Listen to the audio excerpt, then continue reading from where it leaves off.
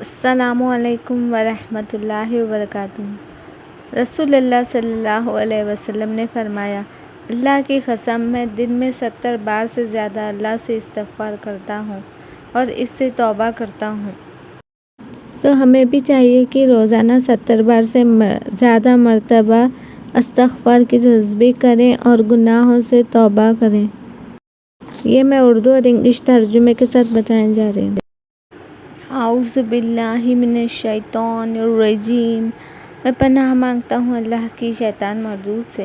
I seek refuge in Allah from Satan the accused one۔ بسم اللہ الرحمن الرحیم۔ شروع اللہ کا نام لے کر جو بڑا مہربان نہایت رحم والا ہے۔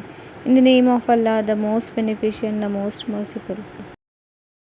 استغفر اللہ العظیم الذی لا الہ الا هو الحی القیوم واتوب الیہ۔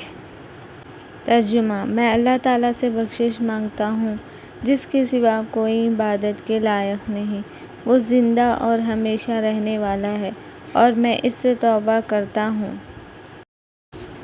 I seek the forgiveness of Allah, the Mighty, whom there is none worthy of worship except Him, the living, the eternal, and I repent to Him۔